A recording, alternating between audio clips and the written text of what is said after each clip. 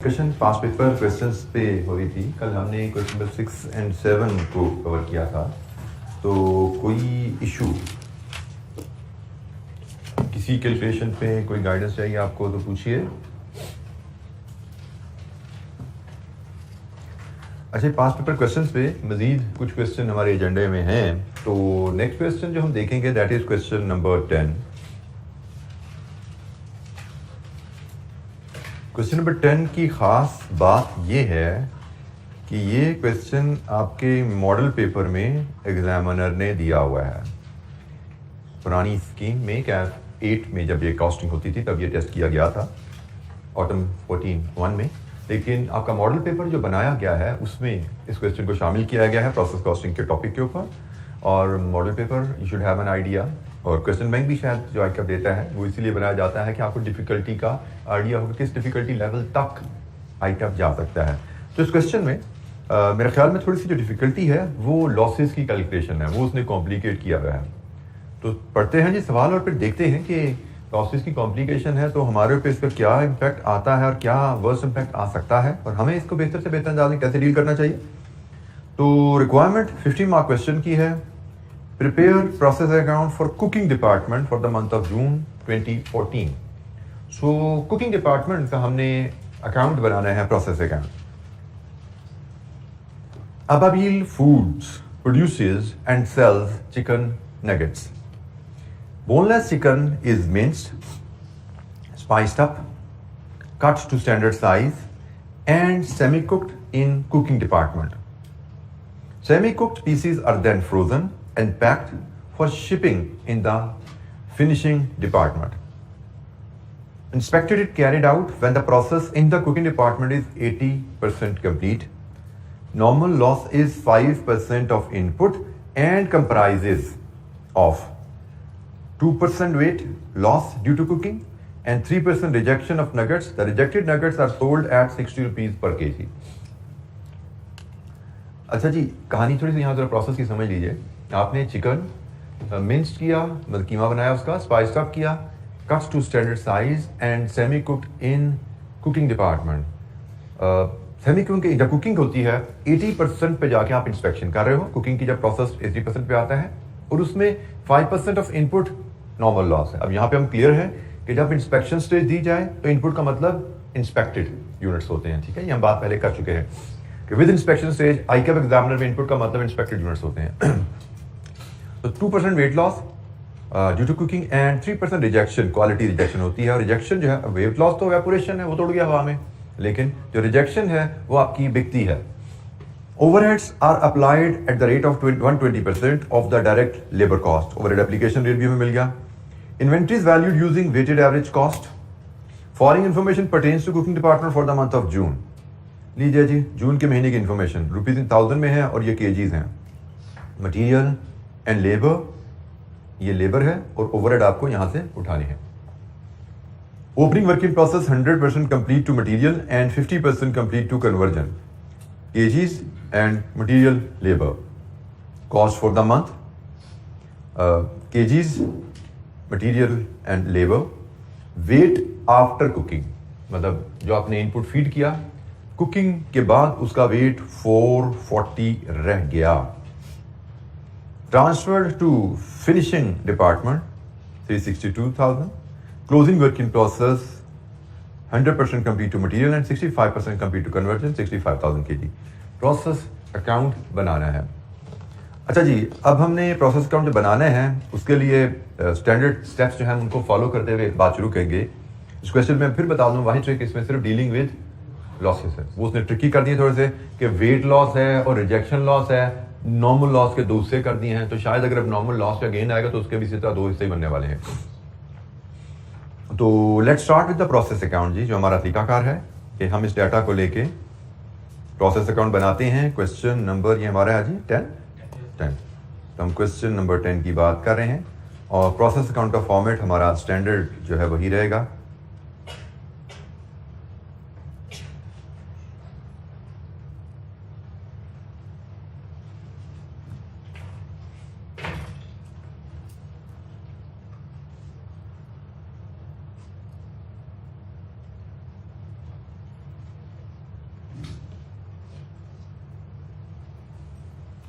ये cooking process है तो हम इसको अकॉर्डिंगली फीड करेंगे। रुपीज़ इन 1000 में हमें डाटा अवेलेबल है, तो रुपीज़ इन 1000 में ही हम इसको लेके चलेंगे और यहाँ पे हम केजीज लेंगे।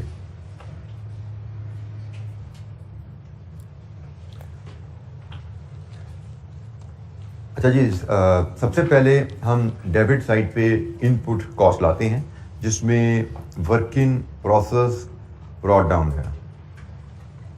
Work in process brought down में वेट कितना है 30,000 और इसकी वैल्यू के लिए एक छोटी सी आपको वर्किंग चाहिए क्योंकि इतना रेडीली अवेलेबल नहीं है।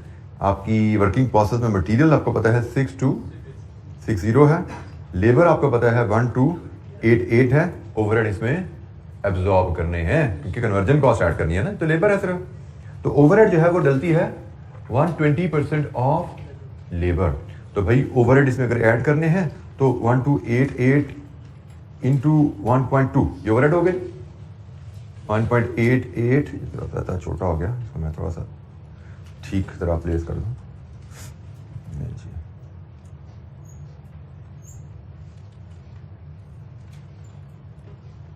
1288 प्लस 1288 इंटू 1.2, ठीक है जी। Material, labour and overhead 120% of labour overhead होते हैं। इसमें कॉमन मिस्टेक जो आप कर सकते हो, आप लेबर को स्किप करके इसको 120% ले लो, ऐसा नहीं है। इसको 120% लेने का मतलब आपने 20% ऐड किया इसमें। आपने 20% नहीं लेबर में ऐड करना, आपने लेबर में 120 ऐड करना है। तो या तो इसको आप ओवरहेड को इस तरह लोगे या फिर लेबर को 2.2 से तरफ दे दो यहीं पे। अल्टरनेटिवली कैसे प्रेजेंट कर सकते थे, आप ये कैलकुलेशन ना यहां शो करते, यहां से आप यहीं पे इसको 2.2 से तरफ दे देते तो लेबर प्लस 120 हो जाता ना, ठीक है। तो दोनों प्रेजेंटेशन ठीक है। आपने जैसा मैंने ब्लू में प्रेजेंट किया वैसे करना है, ये इसको मैंने क्रॉस कर दिया, आप इसी को 2.2 से तरफ दे दो, एक ही बात है। तो बोलिए आपकी ओपनिंग वर्किंग प्रोसेस की कॉस्ट क्या आई 9094 रुपीज इन 1000 में, ठीक है जी। ओपनिंग वर्किंग प्रोसेस आ गया और फिर हम चलते हैं आगे कॉस्ट फॉर द मंथ की तरफ। तो इसमें मटेरियल है 420,000 kg का जिसकी वैल्यू है 50,000। फिर इसमें लेबर है 20,000 की और फिर इसमें ओवरहेड अप्लाइड करने हैं आपने जो कि लेबर का 120% है 24,000। ये जी डेबिट साइड पे इनपुट कॉस्ट आ गई, डेबिट साइड पे इनपुट क्वांटिटी आ गई। अब हम क्रेडिट साइड पे चलते हैं। तो क्रेडिट साइड पे जो चीज़ें हमें पता है, एक फिनिशिंग डिपार्टमेंट को प्रोडक्ट पार्ट ट्रांसफर हो रही है। फिनिशिंग डिपार्टमेंट फिनिशिंग प्रोसेस का लेने की बात है तो हम फिनिशिंग प्रोसेस लिख देते हैं, कितनी है जी 362,000 kgs। फिर इसके बाद क्लोजिंग वर्किंग प्रोसेस है जो कैरी डाउन हो रहा है, मैं उसको यहाँ पे नीचे फीड कर देता हूँ जी। वर्किंग प्रोसेस कैरी डाउन हो रहा है, ये भी हमें पता है 65,000। अब हमें लॉसेस का हिसाब किताब करना है कि हमारे लॉसेस कितने हैं, एवेपोरेशन लॉस और रिजेक्शन लॉस। अच्छा जी, तो लॉसेस के लिए हम वर्किंग 1 बनाते हैं जी। वर्किंग 1 हम लॉसेस के लिए बनाते हैं। तो सबसे पहली चीज़ जो आपको नोट करनी है, आपने टोटल इनपुट जो फीड की वो 30,000 प्लस 420,000 है, कितनी बनी 450,000। और दूसरी चीज़ जो आपको पता लग रहा है कि आउटपुट जो आपको मिल रही है, जो आपके पास स्टॉक पड़ा हुआ है, वो 362,000 प्लस 65,000 है। ये कितना बना 427,000। इसका मतलब एक्चुअल टोटल लॉस आपका 23,000 है।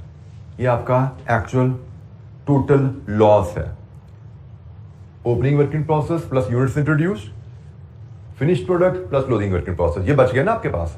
तो भाई इतना हमने फीड किया था, इतना बच गया, इसका मतलब ये तो हो गया लॉस। अच्छा, अब क्वेश्चन में एक और इंफॉर्मेशन जो उसने दी हुई है टेबल में ही, weight after cooking. Weight after cooking हमने 450 कुकिंग में फीड किया कुकिंग के बाद वेट बच गया 440। इसका हम कह सकते हैं ये एवेपोरेशन लॉस है, ये वेट लॉस है। ठीक है, हम इसको ट्रीट करेंगे, ये वेट लॉस है कुकिंग का। ये बना जी आपका 450,000 आपने फीड किया था और 440,000 कुकिंग के बाद वेट बच गया, तो ये वेट लॉस है 10,000।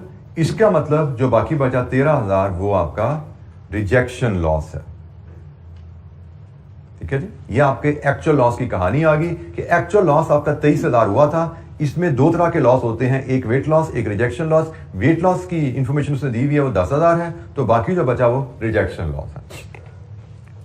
ये हमने एक्चुअल लॉस का ब्रेकअप बना लिया। ये टोटल हमारा एक्चुअल लॉस 23,000 केजी का हुआ है, जिसमें से 10,000 वेट लॉस है और 13,000 रिजेक्शन का लॉस है। अब हमें नॉर्मल और एबनॉर्मल लॉस में ब्रेकअप करना है इनका। ये वेट लॉस टोटल तो 10,000 है, इसमें से नॉर्मल कितना है, एबनॉर्मल कितना है। रिजेक्शन लॉस टोटल तो 13,000 है, इसमें से नॉर्मल कितना है, एबनॉर्मल कितना है। लॉस या गेन वो हमें देखना पड़ेगा। अच्छा जी, वेट लॉस होता है 2% ऑफ द इंस्पेक्शन और रिजेक्शन लॉस होता है normal 3% of the inspection. I repeat, weight loss होता है आपका, जो हमें क्वेश्चन में बताया गया है, 2% ऑफ द इंस्पेक्शन और रिजेक्शन लॉस है आपका 3% of the rejection inspection. Sorry, मैं वर्ड रिजेक्शन बोल जाता हूं बार बार। 2% of the inspection, 3% of the inspection, क्योंकि टोटल आपका 5% of the inspection total normal loss है। तो जनाब हमारी इंस्पेक्शन क्या है पहले वो मेजर कर लें और फिर हम उसके हिसाब से 2% और 3% निकाल लेंगे। तो हम करते क्या हैं, छोटे से टेबल की मदद से हम एक्चुअल लॉस, ये जो मैंने इंफॉर्मेशन निकाली है ना, इनको मैं लाता हूं एक्चुअल लॉस। हमारा दो लॉसेज हैं, एक वेट लॉस, एक रिजेक्शन लॉस। तो मैंने कहा जी मैं एक्चुअल लॉस इनका निकाल चुका हूं। इसमें से मैं अगर लेस कर दूं नॉर्मल लॉस तो मुझे मिल जाएगा एबनॉर्मल लॉस या एबनॉर्मल गेन, जो भी कहानी होगी वो पता लग जाएगी। तो एक्चुअल लॉस मेरा वेट लॉस 10,000 है, ये जनाब यहां से उठाया मैंने। रिजेक्शन लॉस मेरा एक्चुअल 13,000 है, ये मैंने यहां से उठाया 10,000 13,000। अब मुझे नॉर्मल लॉस कैलकुलेट करना है, उसके लिए मुझे इंस्पेक्टेड यूनिट्स चाहिए। तो इंस्पेक्टेड यूनिट्स की कहानी वैसे ही रहने वाली है जी। मेरा ओपनिंग स्टॉक क्या करंट पीरियड में इंस्पेक्ट हुआ? Answer is yes, 30,000 current period में इंस्पेक्ट हुआ। प्लस क्या मेरी जो यूनिट्स इंट्रोड्यूस फॉर 20,000 ये सारे के सारे इंस्पेक्ट हुए? Answer is no. Closing work in process 65% stage पे है, closing work in process inspect नहीं हुआ। तो जनाब इसको आप यहां से माइनस करेंगे, -65,000। ये जी आपके यूनिट्स इंस्पेक्टेड हैं।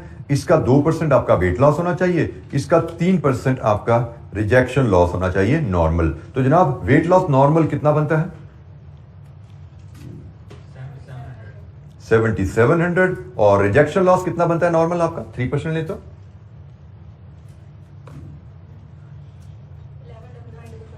11,550। लीजिए जी, वेट लॉस में एबनॉर्मल लॉस कितना है? 2,300। और रिजेक्शन लॉस में एबनॉर्मल लॉस कितना है? 1,450। लीजिए जी, ये हमारा नॉर्मल लॉस आ गया, ये हमारा एबनॉर्मल लॉस आ गया। हमारे प्रोसेस के हिसाब से हमारा इतना वेट लॉस होना चाहिए था, इतना रिजेक्शन लॉस होना चाहिए था। हमारा लॉस, वेट लॉस भी ज्यादा हो गया, रिजेक्शन लॉस भी ज्यादा हो गया। वेट लॉस में ये एबनॉर्मल है, रिजेक्शन लॉस में ये एबनॉर्मल है। ये जनाब लॉसेस हैं, इनको हमें प्रोसेस अकाउंट में लेके जाना है। यही एक कॉम्प्लिकेशन थी लॉसेस की जो इस एग्जाम क्वेश्चन में थी। और जैसे मैंने बताया, ये एग्जाम क्वेश्चन आपका मॉडल पेपर का क्वेश्चन है, मॉडल पेपर में भी आया है। वैसे तो पास पेपर का क्वेश्चन है ये ऑटम 14 का, लेकिन मॉडल पेपर में भी ICAP ने यही क्वेश्चन आपका शामिल किया हुआ है। इसमें सिर्फ लॉसेस को उसने कॉम्प्लिकेट किया। जी कोई सवाल?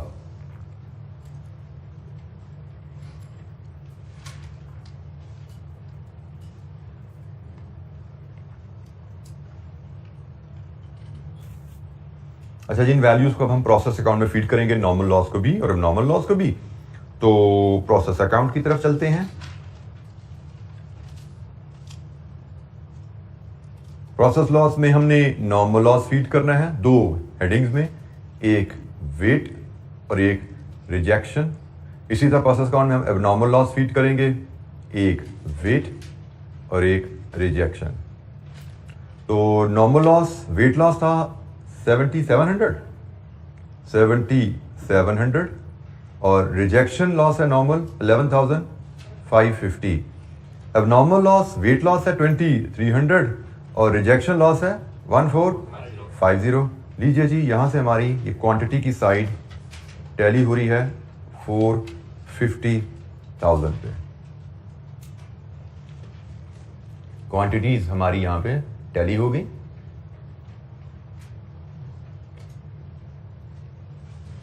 अब वैल्यूएशन की कहानी शुरू होनी है।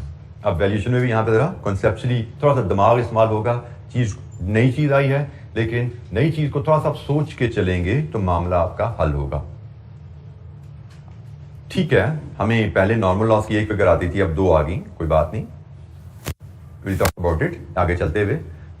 Thinking about any normal process costing question, next step scrap value of normal loss. बिल्कुल ठीक है जी, scrap value of normal loss. अब जरा सोच के बताइए, do we have a scrap value of weight loss?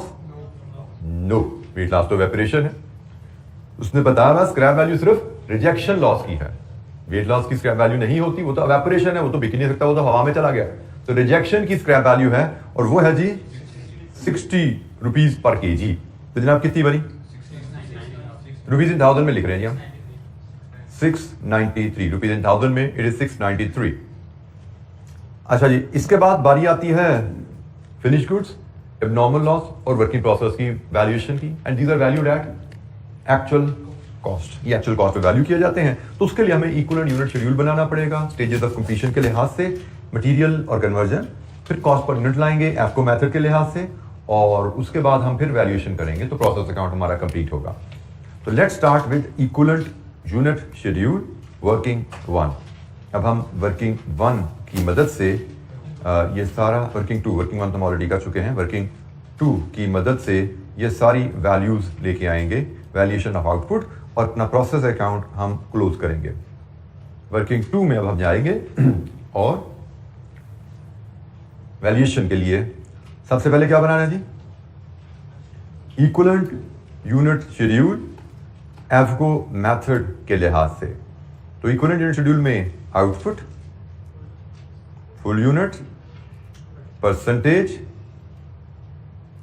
And then equivalent units, 2 column, material and conversion.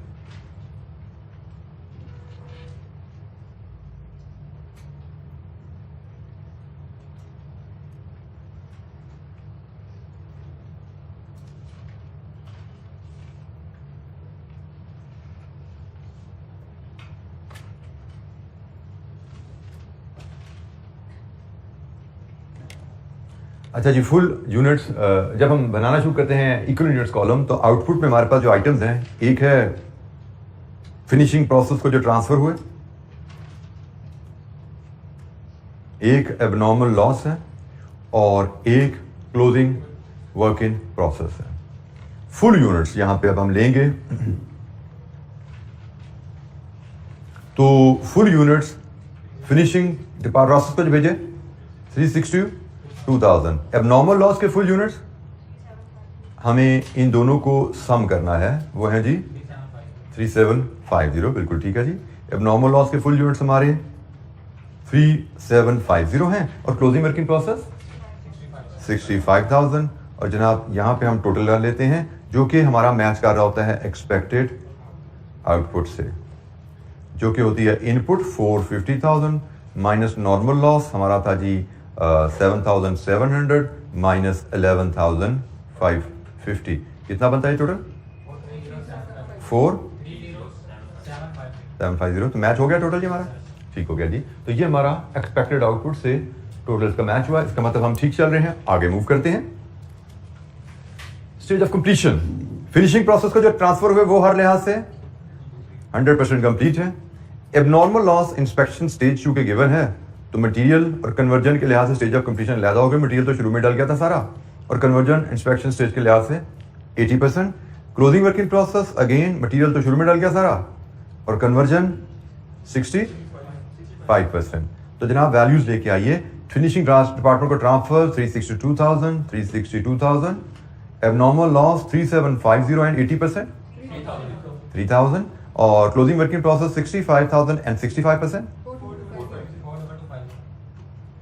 लीजिए जी, this gives us equivalent units material के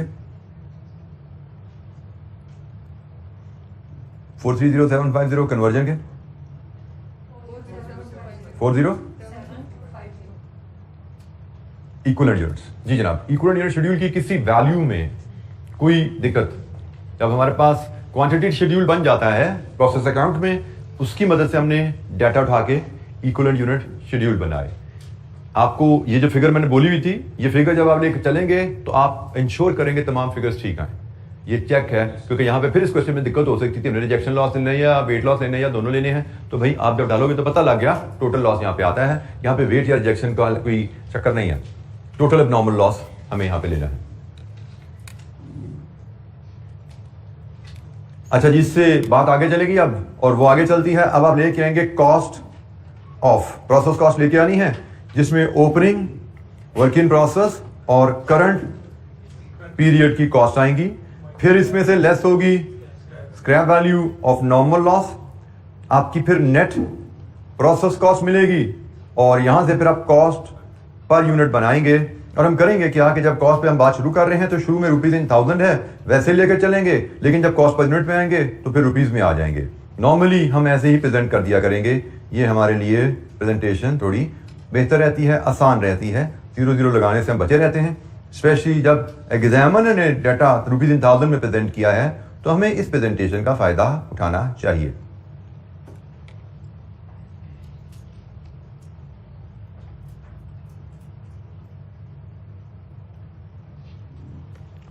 अच्छा जी, ओपनिंग वर्क इन प्रोसेस की कॉस्ट, प्रोसेस अकाउंट पे जाइए तो देखिए ओपनिंग वर्क इन प्रोसेस में मटेरियल कितना था, 6260, और ओपनिंग वर्क इन प्रोसेस में कन्वर्जन कितनी है, 1288 इंटू 2.2 कितनी है, 2834।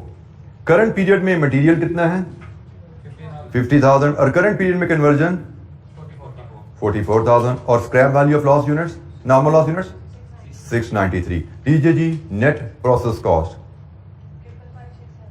567 एंड यहां पे 46834।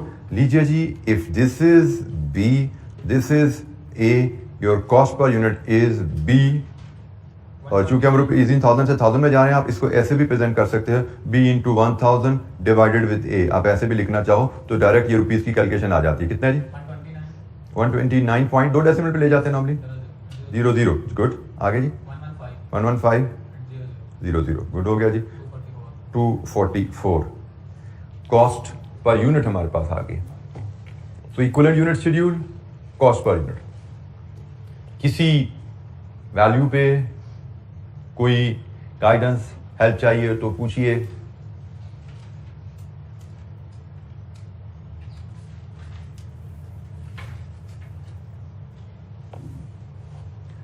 अच्छा जी, अब नेक्स्ट स्टेप है जी वैल्यूएशन ऑफ आउटपुट। तो वैल्यूएशन करनी है हमने आउटपुट की, उसमें कोई हमें चैलेंज इंशाल्लाह नहीं आने वाला। तो हमारी एक है जी फिनिशिंग प्रोसेस को ट्रांसफर। फिनिशिंग प्रोसेस को जो ट्रांसफर हुए हैं वो तो 362 फुल यूनिट्स है ना, इंटू 244 रुपीज इन 1000 में ही बोल दीजिएगा जी, 328 ये रुपीज इन 1000 में हमने यहाँ पे लिखा। फिर एबनॉर्मल लॉस की बात करें तो एबनॉर्मल लॉस, अच्छा जी अब यहाँ पर तवज्जो कीजिएगा, अब कहने को एबनॉर्मल लॉस में भी वेट लॉस आ रहा है। क्वेश्चन आता है कि एबनॉर्मल लॉस के वेट लॉस को हमें कॉस्ट असाइन करनी है या नहीं। तो पहली चीज हमने कॉस्ट असाइन करनी है, इनको हमने कॉस्ट असाइन करनी होती है क्योंकि हमने ये इक्विवेलेंट यूनिट्स में ले ली ना, इक्विवेलेंट यूनिट में लिए तो कॉस्ट पर यूनिट इनकी डिटरमिन हुई ना, तो जिस चीज की कॉस्ट पर यूनिट निकाली है उसको कॉस्ट जानी है। ये तो असूल बड़ा सीधा है। अब हम वैल्यूएशन इनकी कर रहे हैं, जो इक्विवेलेंट यूनिट चीजें आ गई हम इनकी वैल्यूएशन कर रहे हैं। तो यहाँ पे ये मटेरियल है, ये कन्वर्जन है, उसके हिसाब से वैल्यूएशन हो जाएगी, बात खत्म होगी। ठीक है, कोई और दूसरी बात बीच में है ही नहीं कि जो इक्विवेलेंट यूनिट्स पे क्वांटिटीज आ गई हैं वैल्यूएशन उनकी की जाती है। तो यहाँ पे जनाब 3750 into 129 plus 3000 into 115 rupees in 1000 में 829, और closing work in process again जो काम आपका वो आ गया इक्विवेलेंट यूनिट शेड्यूल में, जो क्वांटिटीज आ गई 65 and 42250, 65,000 मटीरियल एंड 42250 कन्वर्जन। कितना बना जी, रुपीज इन थाउजेंड? 13244। जी जी, ये वैल्यूज आपने ले ली हैं। This should complete your process account.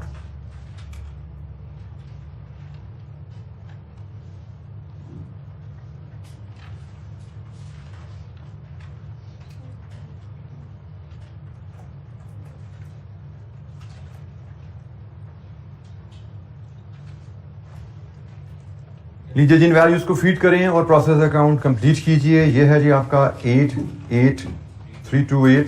Abnormal loss की कलेक्टिव वैल्यू यहाँ पे आ रही है 829 और closing working process 13244। Credit side का टोटल 103094 और ये डेबिट साइड से मैच है 103094। मैच इसलिए हो गया कि हमें राउंडिंग ऑफ करनी ही नहीं पड़ी।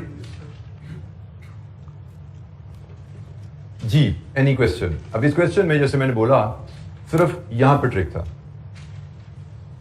आपको समझ नहीं आ रही तो आप कोई भी नॉर्मल लॉस एबनॉर्मल लॉस की ट्रेडिशनली अपने किसी अंदाज से फिगर करके सवाल कंप्लीट कर देना है। मैं बार बार बोलता हूं, सवाल की कंप्लीशन पे तवज्जो देनी है। आपको नहीं समझ आ रही वेट लॉस में नॉर्मल लॉस और नॉर्मल लॉस को कैसे ब्रेकअप करें, रिजेक्शन लॉस को नॉर्मल लॉस और नॉर्मल लॉस में कैसे ब्रेकअप करें, जितनी कैलकुलेशन समझ आ जाए कर देना। जहां पे पर जल जाए फिगर ज्यूम करके इसको टैली करना और सवाल कंप्लीट कर देना उस फिगर के हिसाब से। सवाल तो कंप्लीट हो जाएगा आपका। क्वांटिटी शेड्यूल आपका सही बना है या गलत बना है, सवाल तो कंप्लीट हो जाएगा आपका। तो ये काम करना है कि हमने क्वांटिटी शेड्यूल हमें समझ आ रही है, 2-4 मिनट में समझ आएगी, करेंगे। नहीं समझ आएगी तो हम कोई फिगर, जो मिसिंग फिगर हमें समझ नहीं आ रही, उसको ज्यूम करके इसको टैली करके सवाल कंप्लीट कर देंगे इसके हिसाब से। तो सवाल कंप्लीट करना विल ओनली इंश्योर कि we get the maximum marks. मुझे इसकी मार्किंग की उस जमाने में अवेलेबल नहीं होती, लेकिन मुझे लगता है कि नॉर्मल लॉस और नॉर्मल लॉस के कितने नंबर होंगे, बाकी भी तो इतना कुछ किया ना हमने, तो 15 में से 4, 5, 6 नंबर होंगे। चलिए मैं कहता हूँ मैक्सिमम 6 नंबर भी हैं। सिर्फ नॉर्मल लॉस और नॉर्मल लॉस की कैलकुलेशन जो हमने ये वर्किंग 1 में की है, ये वर्किंग 1 ही है ना सारी, तो वर्किंग 1 मैं कहता हूँ ये 6 नंबर की वर्किंग है, मान लिया। तो भाई पूरा करोगे तो 9 नंबर फिर भी मिल जाएंगे। तो 9 out of 15 is not a bad number in any tough question.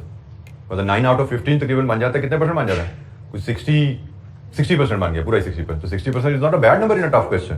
तो आपने टफ क्वेश्चन में भी पासिंग मार्क्स से ज्यादा स्कोर कर लिया, और क्या चाहिए आपको। हालांकि असूल तो होता है कि आसान मार्क्स में आप 100%, 80%, 70% लेते हो, और टफ क्वेश्चन जो होते हैं उनमें को आप बात का 50, 40, 30% तक गिर जाते हो। एग्रीगेट आपका 50+ रहता है, देखिए। लेकिन ये टफ क्वेश्चन है, इसको अगर आप कंप्लीट करोगे, मेरे हिसाब से टफ क्वेश्चन को भी अगर आप कैप 3 लेवल पे कंप्लीट करो ना, तो 50+ इसमें भी आ जाते हैं। अच्छे आसान क्वेश्चन में तो आप लेते हो 80, 90, 100%। टफ क्वेश्चन में भी 50% आसानी से ले जाते हो। ये तो आगे हम जब जाते हैं एडवांस लेवल पेपर्स में, लाइक BFD में, वहां पे होता है कि टफ लेवल क्वेश्चन में आप 20-30% स्कोर ही कर पाते, इससे ज्यादा नहीं होता। तो उधर बड़ा एक नंबर के लिए जोर लगा के 50 तक भागने के लिए बहुत जोर लगाना पड़ता है आपको। लेकिन तरीके से चलो जिस तरह समझाता हूं तो वहां पे भी पहुंच जाते हो। यहाँ पे तो मसला ही कोई नहीं है मेरे हिसाब से। कॉस्ट इस लेवल पे बच्चा वही फेल होगा जिसने बिल्कुल तैयारी ही नहीं की, और तैयारी अगर की है तो एग्जाम में पास होने की नीयत से नहीं बैठा। क्योंकि मेरे हिसाब से जब बच्चा पास होने की तैयारी करके पास होने की नीयत से बैठेगा, पूरा पेपर करके आएगा, सवाल ही पैदा नहीं होता उसका 60-65 से नंबर कम हो। मेरा पेपर पूरा करके आओ, गलतियां बेतहाशा हुई, कोई टेंशन नहीं है, कोई ट्रीटमेंट कई स्टेप्स में ना समझ आए, कोई मसला नहीं है। टेंशन लेते जाएं, चलते जाएं, पेपर कंप्लीट कर दें। एक एवरेजली प्रिपेयर्ड बच्चा आराम से 60, 65, 70 नंबर ले सकता है। यहाँ पे एवरेज बच्चे की बात कर रहा हूँ। अच्छा बच्चा चले वो तो 80, 85 में जा सकता है। पेपर कंप्लीट किया हो, तैयारी अच्छी है, पेपर कंप्लीट किया हो, उसको ज्यादा चीजें आती होंगी, उसकी कम एरर होगी, वो तो 80-85 पे जाएगा।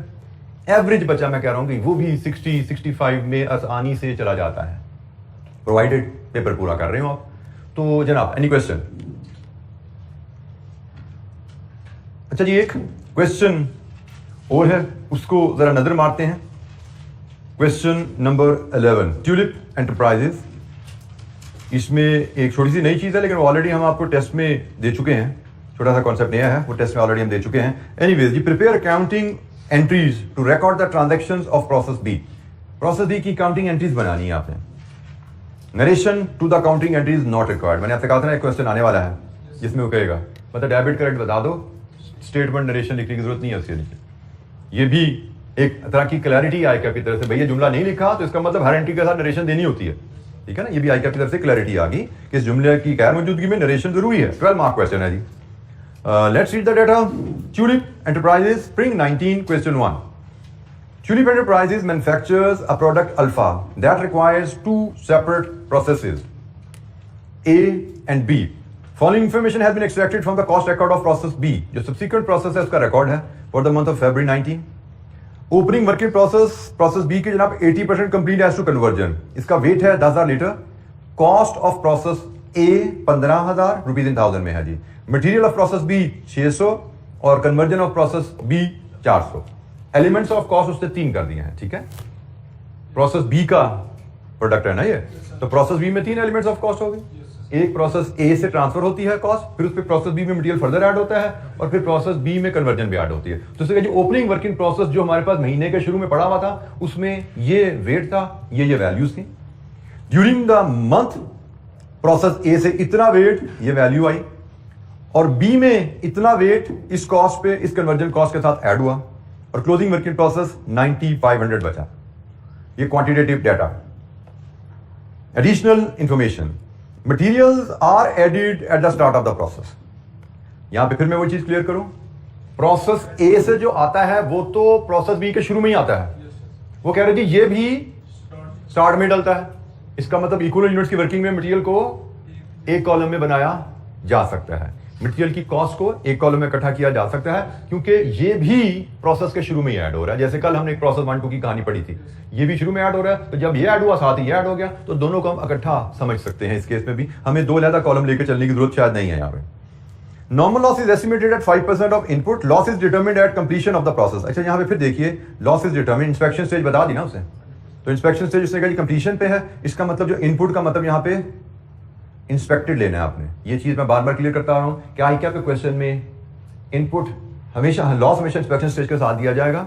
इनपुट का मतलब आई कैप क्वेश्चन में हमेशा इंस्पेक्टेड होता है। मेरे ख्याल में 99.9% केसेस में इनपुट का मतलब इंस्पेक्टेड ही आई कैप के क्वेश्चन में दिया जाता है। Loss of each litre results in a solid waste, 1 litre का सॉलिड वेस्ट बन जाता है 0.75 किलो। और फिर during the month of February solid waste produce 6000 kg, ये आपका एक्चुअल लॉस है, लेकिन ये आपको बताया गया है केजीज में। सारा डाटा ऊपर लीटर में था ये एक छोटा सा क्या डाला उसने कि ऊपर डाटा सारा लीटर में था, लेकिन एक्चुअल लॉस और नॉर्मल लॉस, एक्चुअल लॉस की फिगर केजी में है और जो लॉस की डिस्पोजल कॉस्ट है वो भी यहाँ पे केजी में है, डिस्पोजल वैल्यू वो भी केजी में है। यही इस प्रोसेस में पूरा कैच है, इस प्रोसेस अकाउंट में। बाकी सवाल में कोई चीज नई नहीं है ऐसे हम कहें। अच्छा जी, solid waste is sold for ₹70 per KG after incurring a further cost of 20। ये 170 per KG after incurring a further cost of 20। इसका मतलब नेट में कितने का बिका? 150 पर केजी। नेट में तो 150 का बिका ना, जो प्रोसेस से निकला वो तो 150 रुपए पर केजी निकला, वो तो 20 रुपए उसमें डाल के 170 का बिका है, ऐसा ही। तो it uses weighted average method for valuation, opening stock है, बिल्कुल ठीक है जी, एफको मेथड आ गया। अब उसने हमें कहा है एंट्रीज बनाइए। एंट्रीज हमारी क्या होती हैं? सबसे पहले तो प्रोसेस कॉस्ट की होती है, फॉर द पीरियड कॉस्ट की रिकॉर्डिंग होती है। सिर्फ एक ही एंट्री है जो किसी वर्किंग के बगैर हम डाल सकते हैं। ओपनिंग वर्किंग प्रोसेस की कोई एंट्री नहीं है। एक एंट्री इसकी है और एक एंट्री इसकी है। इसके अलावा जो भी एंट्री आपको डालनी है उसके लिए आपको वर्किंग चाहिए, equivalent units, cost per unit and valuation आपको चाहिए होगी। हम एक काम करते हैं, पहले हम एंट्रीज जरा बनाते हैं, यहाँ की एंट्रीज डलनी होंगी, फिर हम उस पर जरा बात करते हैं। तो let's draw the entries briefly. बल्कि मुझे लगता है एंट्री से भी पहले क्वांटिटी शेड्यूल बना लेना चाहिए हमें। हम पहले ये पेज है से क्वेश्चन नंबर क्या था ये 11, क्वेश्चन नंबर 11 हम पहला पेज छोड़ देते हैं एंट्रीज के लिए, हम दूसरे पेज पे जाकर ना सीधा वर्किंग बनाते हैं। और वर्किंग वन हम सबसे पहले क्वांटिटी शेड्यूल की बनाते हैं। हम दूसरे पेज पे आ जाते हैं, हम क्वांटिटी शेड्यूल बनाते हैं सबसे पहले। तो वर्किंग प्रोसेस ब्रॉट डाउन, क्योंकि एंट्रीज पे भी ना हमें क्वांटिटी शेड्यूल चाहिए, नॉर्मल लॉस है या गेन है उसके हिसाब से डलेगा ना सब कुछ। तो वर्किंग प्रोसेस ब्रॉट डाउन किया जी 10,000 लीटर। फिर आपके पास आया प्रोसेस ए से मटेरियल 90,000। फिर आपने मटेरियल ऐड किया प्रोसेस बी का 12,000। इसके बाद closing working process carry down है कितना जी 9500।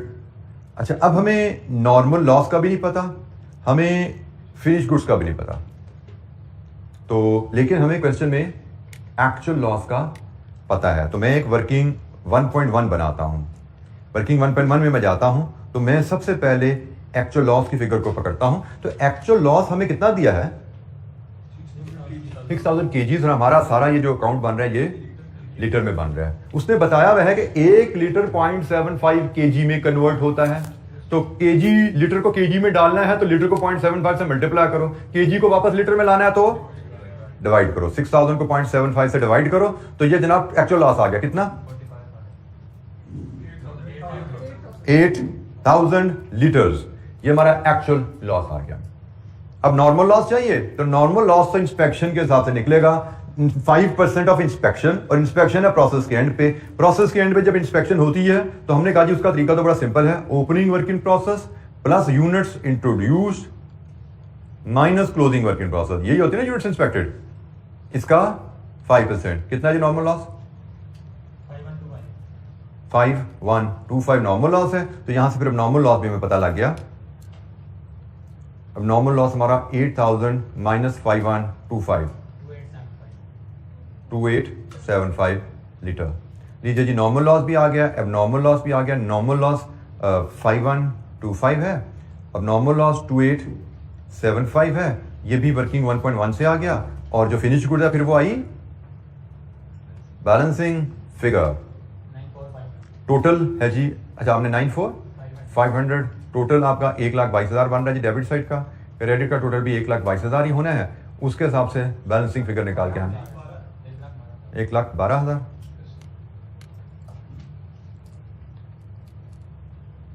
लीजिए जी ये क्वांटिटी शेड्यूल आ गया आपके पास कि नॉर्मल लॉस भी है और एबनॉर्मल लॉस भी है।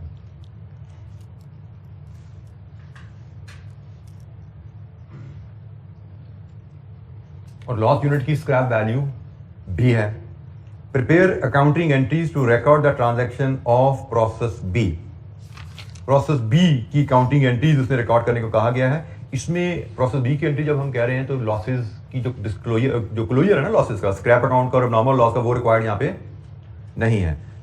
हमने डिफरेंट क्वेश्चन पढ़े हैं। एक दफा उसने कहा था हमें एंट्रीज दीजिए लॉसेस और गेन्स की, एक दफा उसने कहा था पूरे प्रोसेस कॉस्टिंग की एंट्रीज दीजिए। जब प्रोसेस कॉस्टिंग की एंट्रीज आएगी तो उसमें लॉसेस गेन्स की एंट्रीज भी सारी आ जाती हैं, लेकिन यहाँ पे वो कह रहा है सिर्फ प्रोसेस बी की एंट्री दीजिए, मतलब प्रोसेस बी अकाउंट सामने रखो, उसके हिसाब से एंट्रीज बनाओ। अब ये अकाउंट अगर आपके सामने है, इसके हिसाब से अगर हम एंट्रीज बनाए हमारी क्या क्या बनती हैं। हमारी पहली एंट्री बनेगी debit work in process B, credit work in process A, ऐसे ही है जी पहली एंट्री। ये आपका कॉस्ट मटेरियल ट्रांसफर हुआ ए से। दूसरी entry debit work in process B, credit material and credit labour and overheads. ये आपकी for the period cost record हुई। इसके बाद आपका normal loss with scrap value है, तो scrap account debit, credit work in process B, ये आपने नॉर्मल लॉस की वैल्यू यहां पे ली। इसके बाद एबनॉर्मल लॉस आपने रिकॉर्ड किया, डेबिट होगा एबनॉर्मल लॉस, क्रेडिट होगा वर्क इन प्रोसेस बी। इनके अलावा प्रोसेस अकाउंट को कोई और अकाउंटिंग एंट्री हिट करेगी डेबिट क्रेडिट? जरा देखिए जरा, ये 1 2 3 4 एंट्रीज मैंने डाली ना, हम जरा क्वांटिटी शेड्यूल से समझ लेते हैं। हाँ फिनिश गुड की एंट्री बिल्कुल ठीक है जी। Finish goods to work in process B, एक एंट्री रहेगी हमारी finish goods to work in process B. मैं इसी को चेक करने के लिए आ रहा था। अब हम देखें, हमने प्रोसेस ए की कॉस्ट जो आई वो रिकॉर्ड कर ली, प्रोसेस बी का मटेरियल कन्वर्जन रिकॉर्ड कर लिया, हमने फिनिश गुड रिकॉर्ड कर ली, हमने नॉर्मल लॉस स्क्रैप वैल्यू को रिकॉर्ड कर लिया, हमने नॉर्मल लॉस रिकॉर्ड कर लिया। इसकी एंट्री भी नहीं होती, इसकी एंट्री भी नहीं होती। ये जनाब टोटल एंट्रीज हैं जो हमने पास करनी है। क्वांटिटी शेड्यूल हमने बनाया, अकाउंटिंग एंट्रीज हमने आइडेंटिफाई कर ली हैं। अब इन अकाउंटिंग एंट्रीज के लिए हमें जो जो डाटा चाहिए, जो वैल्यूज कुछ अवेलेबल हैं, कुछ हमें लानी पड़ेंगी वर्किंग के थ्रू, वो ले आएंगे। जैसे हमें एक वैल्यू पहली एंट्री की अवेलेबल है, वर्क इन प्रोसेस ए से जो value work in process B में ट्रांसफर हो रही है रुपीज इन 1000 डेबिट क्रेडिट, कितनी है जी? वर्क इन प्रोसेस ए से प्रोसेस बी में जो ट्रांसफर हुआ है वो है 14,000। वैल्यूज पे एंट्री डलती है, ये पहली एंट्री आ गई। ड्यूरिंग द मंथ जो कॉस्ट इनकर हुई है, मटेरियल की कॉस्ट इनकर हुई है 7,000, कन्वर्जन की कॉस्ट इनकर हुई है 5,600, टोटल हुआ 12,600। ठीक है जी। स्क्रैप लॉस, नॉर्मल लॉस की स्क्रैप वैल्यू लेनी है तो वो हम यहीं पे कैलकुलेट करके दिखा देते हैं। नॉर्मल लॉस हमारा था 51, कितना था नॉर्मल लॉस? 5125 लीटर है ना। तो इसको कन्वर्ट करो केजीज में और इसको बेच दो 170 माइनस 20 150 के साथ 150 के साथ से रुपीज इन थाउजेंड में 577 लीजिए जी, ये भी हो गया। अब आपको चाहिए एबनॉर्मल लॉस की कॉस्ट, फिनिश गुड्स की कॉस्ट, तभी एंट्री बनेगी ना। और ये कॉस्ट कहां से आएगी? Equivalent unit schedule, cost per unit, फिर वैल्यूएशन होगी इनकी, ऐसे ही है। अब इसके लिए आपको आगे मजीद वर्किंग बनानी पड़ेगी। ये वर्किंग 1 हमने क्वांटिटी शेड्यूल बना लिया था, इसकी मदद से हमने 3-4 एंट्रियां इसी डाटा की बेस पे पास हो गई। अब जो 2 एंट्रीज आखिरी रह गई हैं उनके लिए हमें इक्विवेलेंट यूनिट शेड्यूल भी बनाना है, कॉस्ट पर यूनिट भी करनी है और वैल्यूएशन ऑफ सिर्फ फिनिश गुड्स की और एबनॉर्मल लॉस की। क्लोजिंग स्टॉक की वैल्यूएशन की हमें यहाँ पे जरूरत नहीं है क्योंकि इसकी कोई एंट्री नहीं पास होगी, ठीक हो गया। और ये कौन सा मेथड है यहाँ पे? एप्को मेथड के तहत वैल्यूएशन करनी है। जब इस क्वेश्चन को कंप्लीट करना आपकी असाइनमेंट रहेगी क्योंकि आगे बड़ा सिंपल रह गया। हम सिर्फ इसकी मार्किंग स्कीम मेरा दिल चाहते फिर हम देख लें। इसकी मार्किंग स्कीम हमें मिलेगी जी स्प्रिंग 19 क्वेश्चन 1 पेज नंबर 596। अच्छा जी, मार्किंग स्कीम बिल्कुल ज़्यादा डिटेल में नहीं है, इसकी बड़ी मुश्किल सी मार्किंग स्कीम उसमें मतलब बनाई हुई है, इसको इससे बहुत ज़्यादा डिटेल में होना चाहिए था। अब 5 अकाउंटिंग एंट्रीज के 5 नंबर हैं, तो जनाब हमने अकाउंटिंग एंट्रीज ये डाली हैं कितनी, 1 2 3 4 5, तो गालबन 1 नंबर इस एंट्रीज में रखा हुआ है, ठीक है जी। 5 नंबर इन एंट्रीज के हैं, तो मुझे लगता है मैंने क्वांटिटी शेड्यूल बना के जब ये एंट्रीज लिख दी है ना डेबिट क्रेडिट, तो मेरे 5 नंबर यहाँ पे हो गए। Preparation of quantity schedule and equivalent production details 3.5, computation cost per litre, नहीं ऐसा नहीं है जी, कंप्यूटेशन कॉस्ट पर लीटर के उसने 3.5 दिए हुए हैं, इसका मतलब वैल्यूएशन के नंबर भी एंट्रीज में शामिल है क्योंकि वैल्यूएशन होगी तो एंट्रीज कंप्लीट होगी, वैल्यूएशन के नंबर भी होने चाहिए थे। तो 5 नंबर शायद इन एंट्रीज करनी है, मे बी इन एंट्रीज के आपके 2.5 नंबर होंगे, 3 नंबर होंगे, वैल्यूएशन जो आपने करनी है उसके नंबर भी हैं क्योंकि क्वांटिटी शेड्यूल बन गया। इक्विवेलेंट यूनिट शेड्यूल बनाओगे तो quantity plus equivalent unit schedule के 3.5 नंबर रखे हुए उसने।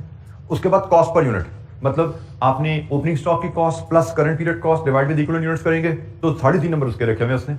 और 5 नंबर एंट्रीज के हैं, लेकिन कॉस्ट पर यूनिट से एंट्रीज बनाते हुए आपको वैल्यूएशन भी करनी पड़ती है, जिसमें एक लाइन में आपको नॉर्मल लॉस की वैल्यूएशन होगी, एक लाइन में आपकी फिनिश गुड्स की वैल्यूएशन होगी, तो आप 2 नंबर इसके भी डाल लें, 3 नंबर एंट्रीज के डाल लें, तो ये इस तरह की आपकी कहानी है। मतलब ये सिर्फ मैंने लिखा है, मुझे 3 नंबर मिल चुके हैं, अब नीचे से कंप्लीट करके यहाँ पे आऊंगा तो मैं बाकी 2 नंबर भी यहाँ पे इन 2 वैल्यूज को लिख के अन कर लूंगा।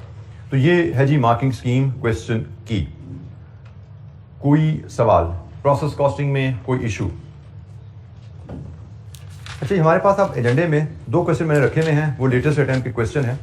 इंशाअल्लाह नेक्स्ट क्लास में हम मिलेंगे। एक ऑटम 19 है, बिल्कुल लेटेस्ट तो नहीं, एक ऑटम 19 है, एक स्प्रिंग 20 है, तो रिलेटिवली लेटेस्ट नए करवा रहे हैं, बिल्कुल लेटेस्ट। मैं चाहता हूं कि आप अपनी सेल्फ प्रैक्टिस के लिए आपके पास भी कुछ क्वेश्चन रहने चाहिए, वो रह जाएंगे आपके पास।